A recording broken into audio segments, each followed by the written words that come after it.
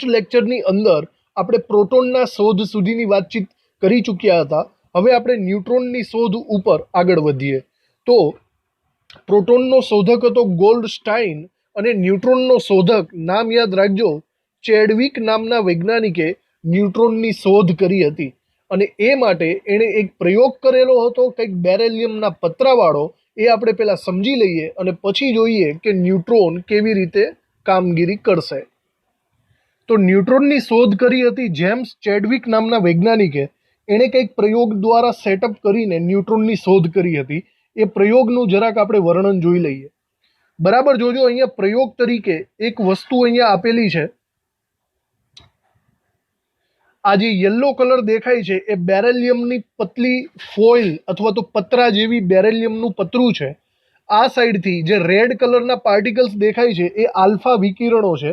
Alpha વિકિરણોને બેરેલિયમની foil ઉપર આપાત કરવામાં આવે છે. તો જરા જોજો શું થાય છે. બેરેલિયમની ફોઇલ ઉપર આલ્ફા પાર્ટિકલ્સ આપાત કરવામાં આવે છે ત્યારે બેરેલિયમમાંથી નાના નાના કણો નીકળતા હોય એવું અનુમાન લગાવ્યું છે. અને આ નાના નાના કણો એ ન્યુટ્રોન છે એવી શોધ ચેડવિક નામના વૈજ્ઞાનિકે કરી. બરાબર, આ એક નાનો એવો પ્રયોગ છે અને આ પ્રયોગ દ્વારા ન્યુટ્રોનની શોધ થઈ હતી. હવે જેવું ન્યુટ્રોનની શોધ થઈ એ પછી આ બધા વૈજ્ઞાનિકોએ અનુમાન કર્યું કે હવે આપણે એવું અનુમાન લગાવી શકીએ કે પરમાણુની અંદર એકચ્યુઅલી 3 નાના નાના કણો આવેલા છે. એક ન્યુટ્રોન, બીજો પ્રોટોન અને ત્રીજો ઇલેક્ટ્રોન. સમજ પડી? આવી રીતે 3 નાના નાના પાર્ટિકલ્સ પરમાણુની અંદર હોય છે એવું અનુમાન કર્યું વૈજ્ઞાનિકોએ.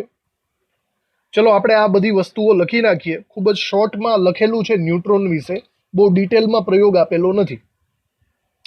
ઇલેક્ટ્રોન અને પ્રોટોન ની શોધ બાદ એવું લાગવા માંડ્યું હતું કે પરમાણુમાં વિદ્યુતીય રીતે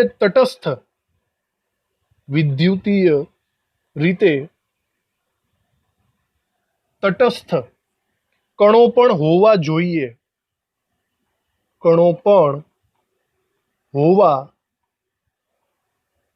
જોઈએ. બરાબર, એની શોધ કરી હતી ચેડવિકે. તો એનું લખીએ. ચેડવિકે 1932માં બેરેલિયમના પાતળા પતરા પર આલ્ફા કણો નો મારો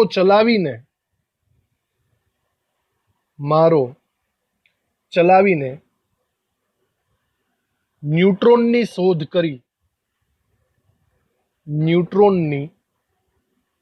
શોધ કરી. આ વિદ્યુતીય રીતે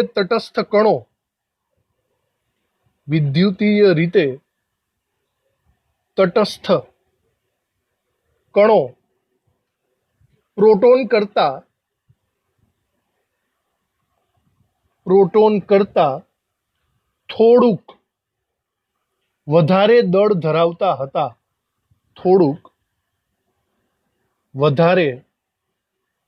ધરાવતા હતા. આ વસ્તુ મેઇન છે, યાદ રાખજો. એનો વીજભાર કેટલો છે, એનો દળ કેટલો છે. બરાબર, પ્રોટોનનું દળ અને ન્યુટ્રોનનું દળ એપ્રોક્સિમેટલી લગભગ સરખું જ થાય. જરાક એવું ન્યુટ્રોનનું દળ વધારે થાય છે. હવે એ સમજવા માટે આપણે ટેક્સ્ટબુકમાં એક કોષ્ટક આપેલું છે. એ કોષ્ટકને આપણે બરાબર રીતે પ્રિફર કરવું પડશે. જોજો, આ કોષ્ટક ખૂબ જ ઇમ્પોર્ટન્ટ છે, મોસ્ટ ઇમ્પોર્ટન્ટ હું એમ કહી શકું છું. આમાંથી ઘણા બધા MCQ અને દાખલાઓ આવશે. દાખલાઓની અંદર પણ આના મૂલ્યો આપણે લખવા પડશે. જુઓ, બરાબર સમજો. ઇલેક્ટ્રોન, પ્રોટોન અને ન્યુટ્રોન આ 3 વસ્તુ આપેલી છે. પહેલા એની સંજ્ઞા, ચલો એ તો આપણને ખબર જ છે. વીજભારની વાત કરીએ તો જરા વિચારો. ઇલેક્ટ્રોનનો વીજભાર આપણે ચર્ચા કરી ચૂક્યા છીએ, -1.6 × 10⁻19. પ્રોટોન પણ એટલો જ વીજભાર ધરાવે છે, ફક્ત એની નિશાની બદલી જાય છે. જુઓ, માઇનસનું પ્લસ થઈ જાય, બાકી બંનેનો વીજભાર સરખો જ થાય. જો સાપેક્ષ વીજભારની વાત કરીએ તો ઇલેક્ટ્રોનની ઉપર હંમેશા -1 વીજભાર લઈશું, પ્રોટોનની ઉપર હંમેશા +1 વીજભાર લઈશું, અને એની સાપેક્ષે ન્યુટ્રોનની ઉપર કોઈ વીજભાર હોતો જ નથી, એટલે કે તે તટસ્થ હોય છે. સાપેક્ષની વાત ખબર પડી ગઈ. અને એક્ઝેક્ટ કુલંબમાં પૂછે તો કુલંબમાં તમારે આ વેલ્યુ લખવી પડશે. ખબર પડી? દાખલાઓની અંદર ઇમ્પોર્ટન્ટ છે. ચલો પછી કિલોગ્રામમાં વજનની વાત કરીએ. જોજો, ગ્રામને દળને કિલોગ્રામ અને ગ્રામ બરાબર દાખલો વાંચજો, પછી એકમ મૂકજો, કારણ કે જો આમાં અડાવડું કરશો તો જવાબ ખોટા પડશે. ક્યારેક ગ્રામના દાખલા પૂછે છે ને ક્યારેક કિલોગ્રામના દાખલા પણ પૂછે છે. અહીંયા જુઓ, તમને કિલોગ્રામનું વજન આપ્યું છે. આ કિલોગ્રામનું ઇલેક્ટ્રોનનું વજન આપણે આગળની થિયરીમાં ભણી ચૂક્યા છીએ, 9.1 × 10⁻31. ઓકે, એની કમ્પેરમાં પ્રોટોનનું વજન પણ આપણે જોઈ ચૂક્યા છીએ કે પ્રોટોનનું વજન ખૂબ જ વધારે છે. જુઓ, 10⁻31. હવે એની કમ્પેરમાં પ્રોટોનનું વજન 10⁻27. ઓવરઓલ જુઓ તો 10,000નો ડિફરન્સ લાગે છે. એનો મતલબ ઇલેક્ટ્રોન કરતા પ્રોટોન 10⁴ ગણો, એટલે કે 10,000 ગણો ભારે છે. તો ઓવરઓલ તો હું એમ કહી શકું કે ભાઈ ઇલેક્ટ્રોનનું વજન નહિવત છે, ઇલેક્ટ્રોન સાવ છે જ નહીં એવું તમે ગણી શકો છો પ્રોટોનની કમ્પેરિઝનમાં. સમજાણું? આ વજન યાદ રાખજો, 1.67 10⁻27. હવે જુઓ તમે ન્યુટ્રોનનું વજન. ન્યુટ્રોનનું વજન અને પ્રોટોનનું વજન લગભગ એક સરખું તમને દેખાશે, લગભગ એક સરખું. પણ છે ને ન્યુટ્રોન થોડોક એવો મોટો છે, થોડોક એવો. જરા વિચારો, અહીંયા બંને 1.67 જ છે, દેખાય છે? પણ અહીંયા 1.67 પછી બગડો આવે છે અને 1.67 પછી 4 આવે છે. સમજાણું? બાકી બધું જુઓ 10ની ઘાતાંક પણ સમાન જ છે. તો ઓવરઓલ જો સાપેક્ષ દળ આપણે લઈએ ને તો હું એમ કહી શકું, જો પ્રોટોનનું વજન 1 હોય તો ન્યુટ્રોનનું વજન પણ 1 જ લેવાનું તમારે. સમજાણું? અને એની કમ્પેરમાં ઇલેક્ટ્રોનનું વજન 0 લેવાનું, કારણ કે ઇલેક્ટ્રોન તો ખૂબ જ હલકો કહેવાય, 10,000 ગણો એનો વજન ઓછો છે એટલા માટે. જો એએમયુમાં આપણે વજનની વાત કરીએ તો અહીંયા સ્પષ્ટ છે કે પ્રોટોનનું વજન 1, ન્યુટ્રોનનું વજન 1 અને ઇલેક્ટ્રોનનું વજન 0.0054. જો ક્યાંક ગણતરીમાં લેવો પડે તો એપ્રોક્સિમેટલી 0 જ આવશે, પણ અમુક વાર ગણતરીમાં લેવો પડે તો 0.0054 આપણે લઈ શકીએ છીએ. પ્રોટોનનું 0.007 અને એના કરતાં થોડોક એવો વધારે ન્યુટ્રોનનું 0.086 અથવા તો 9 લઈ શકાય. તો આ કોષ્ટક બરાબર રીતે તમે લખી નાખો, જેમાંથી MCQ અને દાખલાને રિલેટેડ પૂછાવાની શક્યતા ખૂબ જ વધારે છે. જ્યારે દાખલાઓ ગણશું ત્યારે આ બધી વેલ્યુ આપણે ફરીથી જોવી પડશે. હવે આપણે આગળના ટોપિક ઉપર વાતચીત કરીએ, પરમાણવીય નમૂનાની વાત કરીએ. પરમાણવીય નમૂનો એટોમિક મોડલ શું છે પેલા સમજી લો. જો પેલા ડાલ્ટન હતો, તો ડાલ્ટન તો એમ જ કહેતો હતો કે નાનામાં નાનો કણ પરમાણુ છે. પણ હવે આપણને ખબર પડી ગઈ કે ભાઈ નાનામાં નાનો કણ પરમાણુ નથી, એકચ્યુઅલી પરમાણુની અંદર પણ અમુક કણો આવેલા છે, ઇલેક્ટ્રોન, પ્રોટોન, ન્યુટ્રોન. સમજાણું? તો હવે આ ઇલેક્ટ્રોન, પ્રોટોન અને ન્યુટ્રોન એ પરમાણુની અંદર આવ્યા છે. ચલો વાત બરાબર, પણ કેવી રીતે આવ્યા છે? બરાબર, કહેવાનો મતલબ આ પરમાણુની અંદર ઇલેક્ટ્રોન ક્યાં હશે? એકદમ સેન્ટરમાં હશે, સાઈડમાં હશે કે ગોળાકારમાં હશે? કેવી રીતે ઇલેક્ટ્રોન ગોઠવાયેલો હશે? અહીંયા પ્રોટોન ક્યાં હશે? તો એ બધાના સ્થાન હવે કેવી રીતે ખબર પડશે? એ શોધવા માટે ઘણા બધા વૈજ્ઞાનિકોએ પરમાણવીય નમૂના આપ્યા. જુદા જુદા વૈજ્ઞાનિકોએ અલગ અલગ મોડેલ્સ આપ્યા અને દરેકે એ પરમાણુની સ્થાયીતા સમજાવવાનો પ્રયત્ન કર્યો. એને આપણે હવે ડિટેલમાં સમજવાનો છે. એની અંદર પહેલો નમૂનો આપણે જોવાના છીએ, થોમ્સનનો પરમાણુ નમૂનો. થોમ્સન નામના વૈજ્ઞાનિકે જે પરમાણુ નમૂનો આપ્યો એની ડિસ્કશન અત્યારે આપણે કરવાના છીએ. પહેલા આપણે એને સમજી લઈએ. ચલો, તો આપણે વાત કરીએ કે કોઈ પણ એટમ પરમાણુની અંદર આપણે 3 પ્રકારનું વિભાજન કરી શકીએ. મતલબ પરમાણુની અંદર પ્રોટોન, ઇલેક્ટ્રોન અને ન્યુટ્રોન આવેલા હોય છે. પણ આ 3 ઘટકો કેવી રીતે ગોઠવાયેલા હોય છે એ આપણને ખબર નથી. ઘણા બધા વૈજ્ઞાનિકોએ જુદા જુદા નમૂના આપ્યા તમારી સામે અમુક બે નમૂના આપેલા છે, એની ડિસ્કશન કરીએ. અમુક વૈજ્ઞાનિકો એમ કહેતા હતા કે પરમાણુની અંદર, આ ડાબી બાજુ જે છે, પરમાણુની અંદર ધન વીજભાર અને ઋણ વીજભાર સમગ્ર પરમાણુમાં એક સરખી રીતે વહેંચાયેલો છે. જ્યારે અમુક વૈજ્ઞાનિકો એમ કહેતા હતા કે ધન વીજભાર માત્ર સેન્ટર, કેન્દ્રમાં ગોઠવાયેલો છે અને એની આજુબાજુ ઇલેક્ટ્રોન આટા મારતા હોય છે. જુદા જુદા વૈજ્ઞાનિકોએ જુદી જુદી ધારણાઓ આપી. જે થોમ્સન અને રુથરફોર્ડ, આ બે વૈજ્ઞાનિકોના પરમાણુવીય નમૂનાને આપણે સમજવાના છે. સૌથી પહેલા આપણે જે થોમ્સનના નમૂનાને સમજવાની કોશિશ કરવાની છે. ઓકે, તો જે થોમ્સન નામના વૈજ્ઞાનિકે શું કીધું બરાબર રીતના જોજો. એને આપણે કહીશું થોમ્સનનો પરમાણુવીય નમૂનો, એટોમિક મોડલ. તો જે થોમ્સને એવું કીધું કે સમગ્ર પરમાણુમાં ધન વીજભાર એક સરખી રીતે વહેંચાયેલો હોય છે અને આ સમગ્ર પરમાણુની ત્રિજ્યા, રેડિયસ લગભગ 10⁻10 મીટર જેટલી હોય છે. તો એક રીતના જે થોમ્સને પરમાણુ એકદમ સૂક્ષ્મ હોય છે અને એની ત્રિજ્યા પણ આપી દીધી 10⁻10 મીટર.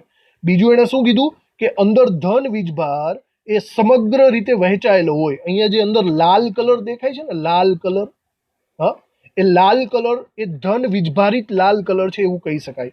આખા પરમાણુમાં સમાન રીતે વહેંચાયેલો છે. અને એની અંદર ઋણ વીજભારના નાના નાના કણો એક સરખી રીતે વહેંચાયેલા હોય. મતલબ લાલ કલરના ધન વીજભાર છે અને એની અંદર જે કણો છે ઋણ વીજભારના, એ એક સરખી રીતે આજુબાજુ વહેંચણી પામેલા હોય છે. આવો નમૂનો થોમ્સને આપેલો છે. બરાબર. હવે આ નમૂના પ્રમાણે એવું કહેવા માંગે છે કે પરમાણુનો કોઈ પણ ભાગ લઈ લ્યો, એની અંદર સમાન પ્રમાણમાં પ્રોટોન અને ઇલેક્ટ્રોન હશે. આ નમૂનો જુઓ તો તમને પ્લમ પુડિંગ નમૂના જેવો દેખાશે. હવે પ્લમ પુડિંગ એટલે તમને કદાચ ખબર હોય તો, આ તમે કેકને તમે સરખામણી કરી શકો. કેકની અંદર તમે જે કેક લ્યો છો એની અંદર, અથવા તો કોઈ બિસ્કિટની અંદર કાજુ બદામના કટકાઓ હોય એવું લાગે તમને. અથવા તો જો સારી રીતે સમજવું હોય તો તરબૂચનો નમૂનો એ સારી રીતે સમજી શકાય. તરબૂચનો નમૂનો જુઓ, તરબૂચમાં જેટલો રેડ રેડ રેડ કલર છે ને ચારે બાજુ, એવું સમજો કે એ પ્રોટોન છે. અને તરબૂચના બી દેખાય છે, બીજ કાળા કલરના, એવું સમજો કે એ ઇલેક્ટ્રોન છે. તો કંઈક થોમ્સનનો નમૂનો આના જેવો જ દેખાય છે. માટે થોમ્સનના નમૂનાને બીજા બે નામે પણ ઓળખવામાં આવે છે. થોમ્સનના નમૂનાને કાં તો પ્લમ પુડિંગ અથવા રાઇઝન પુડિંગ નમૂનો, અથવા તો વોટરમેલન એટલે કે તરબૂચ નમૂના તરીકે પણ ઓળખી શકાય. સમજી ગયા? તો આવી રીતે આ થોમ્સનનું પરમાણુવીય મોડલ આપણી પાસે આવી ગયું. હવે આ થોમ્સનનું પરમાણુવીય મોડલની અમુક મર્યાદાઓ પણ હતી. મતલબ અમુક વસ્તુઓ તે સમજાવી નહોતો શકતો. પહેલી વસ્તુ, રુથરફોર્ડે જે પ્રયોગ કર્યો છે, જે આપણે ભણવાનો બાકી છે, એને તે સમજાવી નથી શકતો. તો રુથરફોર્ડનો નમૂનો પહેલા સમજી લ્યો, પછી ખબર પડશે. અને બીજી વસ્તુ, એ પરમાણુની સ્થાયીતા, સ્ટેબિલિટી સમજાવી નથી શકતો. બરાબર.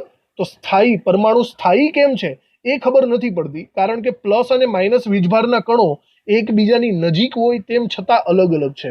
તો એ વસ્તુ કંઈ મગજમાં ઉતરતી નથી. તો આ વાતો આપણે થોમ્સનના નમૂનાની કરી લીધી. બરાબર. બસ આટલી વસ્તુ છે, થોમ્સનના નમૂનાને સમજાવવાનો છે અને એની મર્યાદા લખવાની છે. હવે આપણે પરમાણુવીય નમૂનાની અંદર થોડું લખાણ લખી લઈએ. ડાલ્ટન નો અવિભાજ્ય પરમાણુ, મતલબ ડાલ્ટને જે કીધેલું કે પરમાણુ અવિભાજ્ય હોય છે, અવિભાજ્ય પરમાણુ એ એકચ્યુઅલી ધન અને ઋણ વીજભાર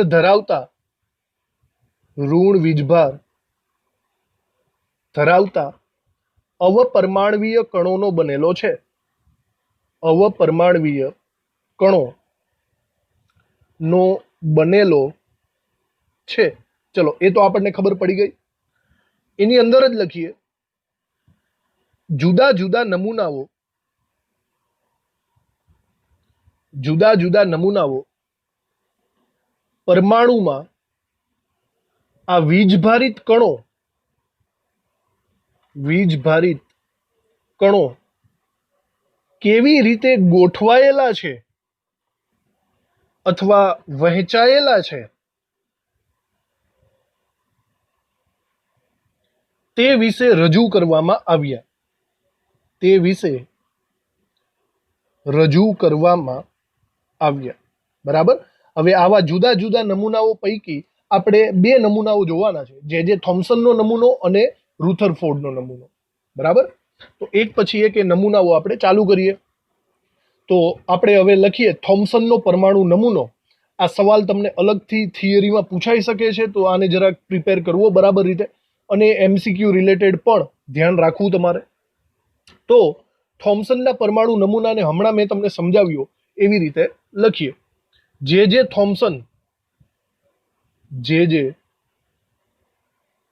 થોમ્સન ને 1898માં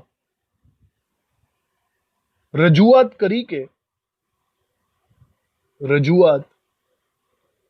કરી કે પરમાણુ ગોળાકાર આકાર ધરાવે છે. પરમાણુ ગોળાકાર આકાર ધરાવે છે, જેની ત્રિજ્યા આશરે એપ્રોક્સિમેટલી 10⁻10 મીટર જેટલી હોય છે. આવું થોમ્સને રજૂ કર્યું. આ ગોળામાં ધનભાર, હવે ધનભાર એટલે કે પ્રોટોન, એક સરખી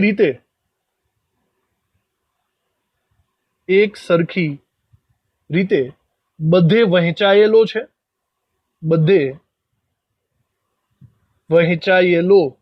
છે. તમારે આની આકૃતિ દોરવી હોય તો દોરી શકીએ આપણે. આકૃતિમાં બસ એકદમ સિમ્પલ એવી આકૃતિ આપણે દોરવાની. એક ગોળો દોરી દ્યોજો અને ગોળાની અંદર આપણે એક સરખી રીતે રેડ કલર અથવા કોઈ પણ કલર દર્શાવીએ. આ એવું દર્શાવે છે કે ધન વીજભાર સરખી રીતે વહેંચાયેલો છે અને એની અંદર ઇલેક્ટ્રોન્સ ગોઠવાયેલા છે. આવી રીતે ઇલેક્ટ્રોન્સ એવી રીતે ગોઠવાયેલા છે કે જેથી ધન વીજભારને તે તટસ્થ કરી શકે. બરાબર. એક રીતે તરબૂચનો નમૂનો હોય એવું લાગવું જોઈએ. હવે આગળ લખીએ. ધન વીજભાર એક સરખી રીતે બધે વહેંચાયેલો છે અને ઇલેક્ટ્રોન તેમાં એવી રીતે ગોઠવાઈ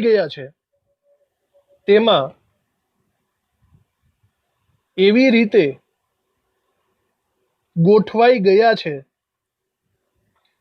કે જેથી સૌથી વધુ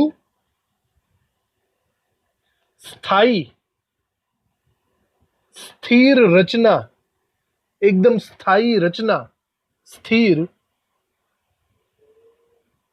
વિદ્યુતીય રચના આપે છે. એવી રીતે ઇલેક્ટ્રોન્સ ગોઠવાયેલા છે. હવે આ નમૂનાને આપણે નામ આપી દઈએ. આ નમૂનાને પ્લમ પુડિંગ નમૂનો અથવા રાઇઝન પુડિંગ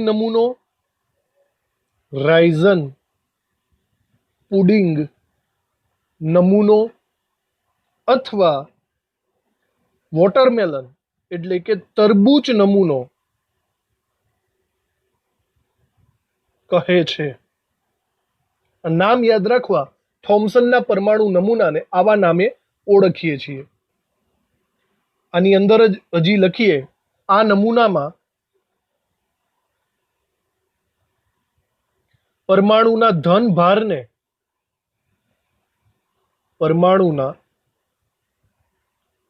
ધનભારને પુડિંગ કે તરબૂચ તરીકે કલ્પી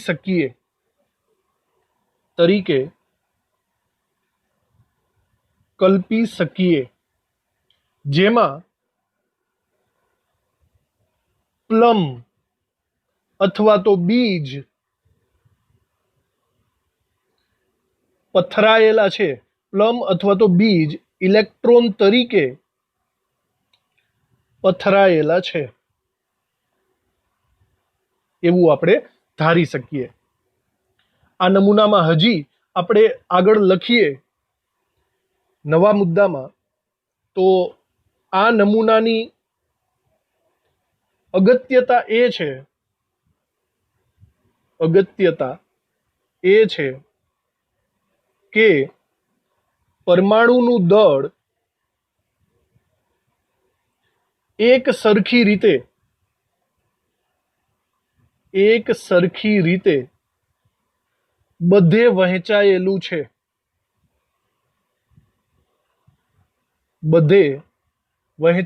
છે એમ ધારી શકાયું.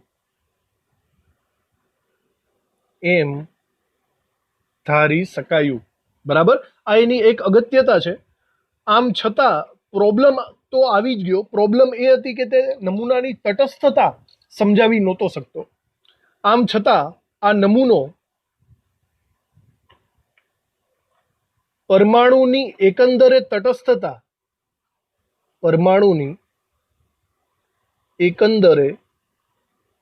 તટસ્થતા સમજાવી શકતો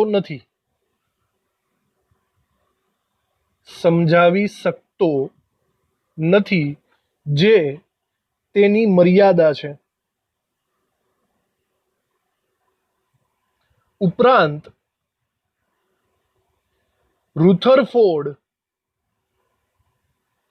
નો આલ્ફા કણ પ્રકીર્ણન ના પ્રયોગને પણ આ નમૂનો સમજાવી શકતો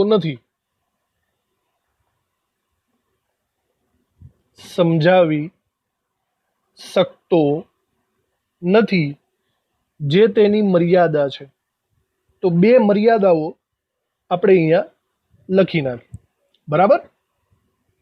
તો જુઓ, બરાબર રીતે થોમ્સનનો પરમાણુવીય નમૂનો, આ સવાલ એટલો જ છે. એકદમ સિમ્પલ એવું લોજિક છે. મતલબ સૌથી પહેલા થોમ્સન નામના વૈજ્ઞાનિકે સ્ટાર્ટ કર્યું હતું કે પરમાણુ કેવો હોય એવું સમજાવવાનું. ઓબ્વિયસલી તે ખોટો જ છે, પરમાણુ કંઈ આવો હોતો નથી. તો આમાં સુધારા વધારા કરશે હવે રુથરફોર્ડ, જે કંઈક અલગ પ્રયોગ કરશે અને એમાં કંઈક આડાઅવડું કરીને પોતાનો પર્યાય આપશે. હવે રુથરફોર્ડનો જે પ્રયોગ છે એ સમજતા પહેલા આપણે થોડીક અન્ય બાબતો સમજવી પડશે. જુઓ, બરાબર, આ અન્ય બાબતો એક્સ્ટ્રા તરીકે અહીંયા લખું છું, જે તમને એમસીક્યુમાં કામ લાગશે. બરાબર. સૌથી પહેલા આપણે મૂળભૂત કણો જે છે અથવા વિકિરણો, આલ્ફા કણ, બીટા કણ અને ગેમા વિકિરણ, એને સમજવા ખૂબ જ જરૂરી છે. એ તમને ખબર હોવા જોઈએ. બરાબર. અમુક એમસીક્યુમાં પૂછાય એવા સવાલ છે. એક વૈજ્ઞાનિકનું નામ છે રોન્ટજન, કદાચ નામ સાંભળ્યું હોય તો. આ રોન્ટજન નામના વૈજ્ઞાનિકે એક્સરે વિકિરણો ની શોધ કરી હતી. એક્સરે વિકિરણોની શોધ કરી હતી. તો આ જરા વૈજ્ઞાનિકનું નામ તમે યાદ રાખજો. બરાબર. આડાઅવડી રીતે ક્યાંક ને ક્યાંક આવી શકે છે. હવે આવી જ રીતના એક બીજો વૈજ્ઞાનિક છે જેનું નામ છે હેનરી બેક્વેરલ. તો આ જે હેનરી બેક્વેરેલ નામનો જે વૈજ્ઞાનિક છે એણે રેડિયો સક્રિય તત્વોની શોધ કરી હતી. એણે સૌપ્રથમ રેડિયો સક્રિયતાનો પર્યાય આપ્યો હતો અને રેડિયો સક્રિય તત્વોની શોધ કરી હતી. હવે હું તમને થોડુંક એવું જણાવી દઉં કે આ રેડિયો સક્રિય તત્વો શું છે. એકચ્યુઅલી રેડિયો સક્રિય તત્વો એક અમુક એવા પથ્થરો હોય છે, અમુક એવા પદાર્થો હોય છે જેની અંદરથી કન્ટિન્યુઅસલી કંઈક ને કંઈક રેડિયો એક્ટિવિટી ઉત્સર્જિત થતી હોય છે. તમે કણોના નામ તો સાંભળ્યા જ હશે. આલ્ફા કણો, બીટા કણો, ગેમા વિકિરણો. બરાબર.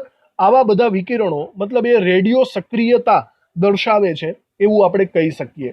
તો આપણે 3 પ્રકારના કણોની માહિતી લેવાની છે: આલ્ફા કણો, બીટા કણો અને ગેમા વિકિરણો. બરાબર. આ 3નું શું એકચ્યુઅલી પર્યાય છે એ આપણે સમજી લઈએ અને પછી લખી નાખશું. જો આપણે કંઈક આવું એક્સપેરિમેન્ટ કરીએ. અહીંયા એક રેડિયો સક્રિય તત્વ અથવા રેડિયો સક્રિય પદાર્થ મૂકેલો છે એવું આપણે માની લઈએ. બરાબર. એક લેડ બોક્સમાં, અને એ લેડ બોક્સની ઉપરથી કાણું પાડીને અથવા દરવાજા દ્વારા રેડિયો એક્ટિવિટીને પસાર થવા દઈએ છીએ. હવે અહીંયા મેં 2 પ્લેટ ગોઠવી દીધેલી છે વિદ્યુત વિભાર તરીકે. ઉપરની સાઈડ ધન પ્લેટ છે વિદ્યુત ક્ષેત્રવાળી અને નીચેની સાઈડ ઋણ પ્લેટ છે વિદ્યુત ક્ષેત્રવાળી. હવે જો આપણે આની બારી ખોલીએ તો આવી રીતે કંઈક રેડિયો એક્ટિવિટી પસાર થશે. બરાબર. જોજો, રેડિયો એક્ટિવિટી કંઈક આવી રીતે પસાર થશે. બરાબર. હવે જુઓ આના ઉપરથી શું જાણવા મળે છે. રેડિયો એક્ટિવિટીમાં 3 પ્રકારના વિકિરણો હોય, આલ્ફા, બીટા અને ગેમા. આમાંથી જે આલ્ફા વિકિરણો છે ને થોડાક સહેજ એવા, આ બ્લુ કલરની પટ્ટી દેખાય છે ને, સહેજ એવા ઉપર તરફ ઢળી ગયા. આના ઉપરથી મને એવું ખબર પડે કે આલ્ફા વિકિરણો એ ઋણ વીજભારિત અથવા તો ધન વીજભારિત, એક રીતના તો ધન વીજભાર તરફ ગયા. તો એનો મતલબ આલ્ફા વિકિરણો પ્લસ વીજભારિત હોવા જોઈએ, તો જ નેગેટિવ ચાર્જ તરફ ઉપર તરફ જશે. બીજું વિચારો, નીચે તરફના વિકિરણો ગ્રીન કલરના જે છે, બરાબર, એ બીટા પાર્ટિકલ્સ છે. બીટા પાર્ટિકલ્સ એ ધન વીજભાર તરફ, હવે ધન વીજભાર જે નીચે તરફ છે એના તરફ ખસે છે, તો એનો મતલબ એ પોતે નેગેટિવ હશે, તો તે પ્લસ ઉપર જશે. અને ગેમા વિકિરણો એકદમ સીધા યલો કલરની લાઇનમાં ચાલ્યા જાય છે, તો એનો મતલબ એમ થયો ગેમા વિકિરણો તટસ્થ હશે. બરાબર. આ એક સિમ્પલ એવો પ્રેક્ટિકલ છે અને એના ઉપરથી વૈજ્ઞાનિકોએ ઘણા બધા સંશોધનો કરીને પછી આગળ આપણને જણાવ્યું કે આલ્ફા વિકિરણ એકચ્યુઅલી હિલિયમ+2 આયન છે. બરાબર. જોજો, આલ્ફા વિકિરણ એ +2 વીજભાર ધરાવે છે, જેનો પરમાણુ ભાર 4 છે અને એ હિલિયમનો બનેલો છે અને એ કણ પ્રકૃતિ ધરાવે, એટલે કે પાર્ટિકલ છે. આવી જ રીતે બીટા છે ને એ પણ ઇલેક્ટ્રોન જ કહેવાય છે, પણ એનો વીજભાર માઇનસ હોય છે અને -1 હોય છે. ગેમા, હવે જુઓ, ગેમા એ એકચ્યુઅલી એમાં ઇલેક્ટ્રોન પણ નથી, પ્રોટોન પણ નથી. ગેમા તટસ્થ છે અને આ કોઈ કણ નથી, આ ગેમા વિકિરણ છે. આ 3 વિશે આટલું સંશોધન વૈજ્ઞાનિકો કરી શક્યા હતા. તો આ બધી બાબતોને આપણે અહીંયા નીચે સરખી રીતે લખી નાખીએ. રેડિયો સક્રિય પદાર્થ 3 પ્રકારના કિરણોનું ઉત્સર્જન કરે છે. કિરણો ઉત્સર્જિત કરે છે.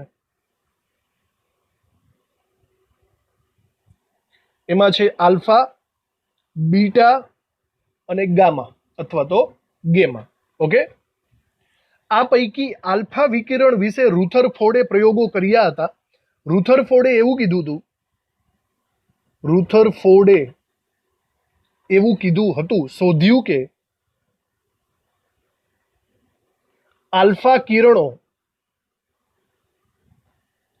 2 એકમ ધનભાર ધરાવે છે. બરાબર. મતલબ જે આલ્ફા વિકિરણ છે એની ઉપર +2 વીજભાર આવેલો છે એવું આપણે સમજવાનું છે. 4 એકમ પરમાણવીય દળ ધરાવે છે, મતલબ એનો જે કંઈ પણ પરમાણવીય દળ હશે તે 4 હશે.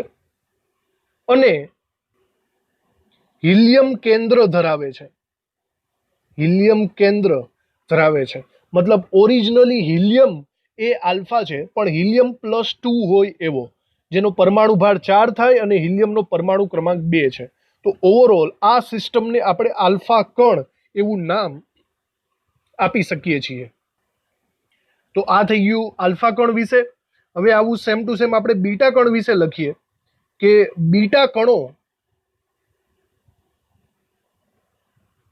એ ઋણ વીજભારિત કણો છે જે ઇલેક્ટ્રોન જેવા છે. ઇલેક્ટ્રોન સાથે મળતા આવતા હોય એવા ઋણ વીજભારિત કણો એ બીટા કણો છે, જેને દર્શાવવું હોય તો E-10 તરીકે આપણે દર્શાવી શકીએ. બરાબર. અહીંયા નીચેનો -1 એવું દર્શાવે છે કે એમાં પ્રોટોન નથી, પ્રોટોન એક ઓછો છે. બરાબર. માત્ર ઇલેક્ટ્રોન જે ઋણ વીજભારિત હોય છે, આને આપણે બીટા કણ તરીકે ઓળખી શકીએ. અને સિમિલર આવી જ રીતના જો ગેમા વિકિરણોની વાત કરીએ તો ગેમા વિકિરણો એક્સરે જેવી ઊંચી આવૃત્તિ ધરાવતા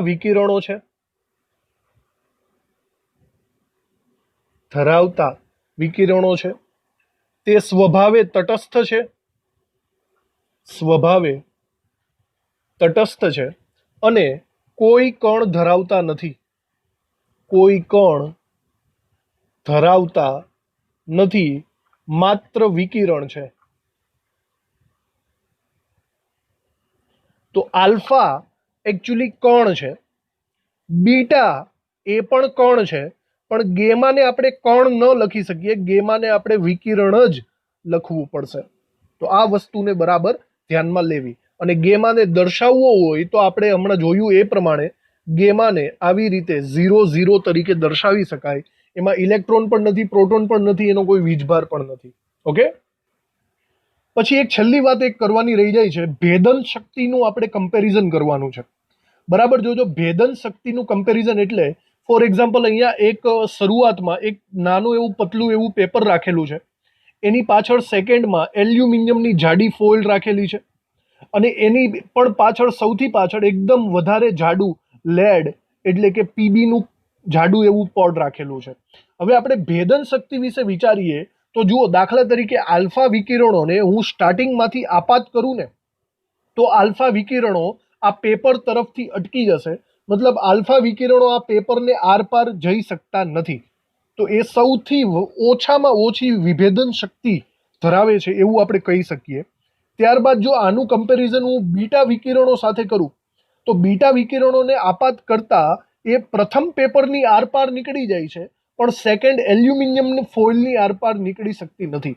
તો એક વસ્તુ તો કન્ફર્મ થઈ ગઈ કે આલ્ફા કરતાં બીટા વધારે વિભેદન શક્તિ ધરાવે છે.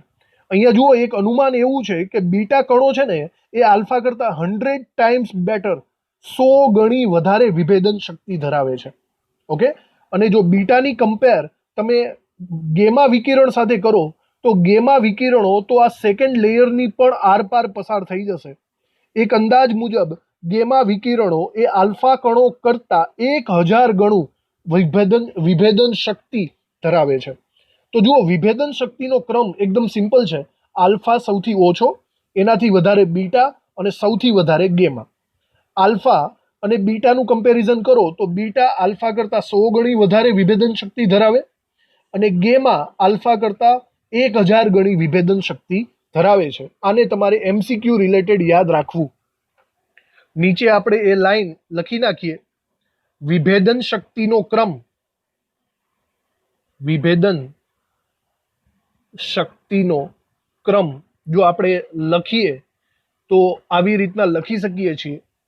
આલ્ફા કણો સૌથી ઓછી વિભેદન શક્તિ છે, એનાથી વધારે બીટા કણોની છે વિભેદન શક્તિ, અને બીટા કણો કરતાં પણ સારી વિભેદન શક્તિ ધરાવે છે ગેમા વિકિરણો. આવી રીતે આપણે કહી શકાય. બીજું કમ્પેરિઝન પણ આપણે લખવું પડશે. બરાબર. કમ્પેરિઝન વાઇઝ આપણે અહીંયા એવું લખી શકીએ છીએ કે આલ્ફા કણો કરતાં બીટા કણો 100 ગણી વધારે વિભેદન શક્તિ ધરાવે છે. 100 ટાઈમ્સ ગ્રેટર પેનિટ્રેશન પાવર, 100 ગણી વધારે વિભેદન શક્તિ ધરાવે છે. અને આવી જ રીતે આલ્ફા કણોનું કમ્પેરિઝન જો તમે ગેમા વિકિરણો સાથે કરશો તો ગેમા વિકિરણો આલ્ફા કણો કરતાં 1000 ગણી વધારે વિભેદન શક્તિ ધરાવે છે. તો આ બધું લોજિકને ધ્યાનમાં રાખજો, કારણ કે નેક્સ્ટ લેક્ચરમાં જે રુથરફોર્ડનો પ્રયોગ આવવાનો છે એમાં આલ્ફા વિકિરણોની વાતો આપણે બહુ કરવાની છે, જેથી આપણને આ બધું નોલેજ હોવું જરૂરી છે. તો આજના લેક્ચરમાં આપણે જે વસ્તુ ભણ્યા એને બરાબર યાદ રાખજો. થોમ્સનનો પરમાણુ નમૂનો, બરાબર, એમાં હવે સુધારા વધારા થશે રુથરફોર્ડમાં, જે આપણે નેક્સ્ટ લેક્ચરમાં ભણવાનું છે.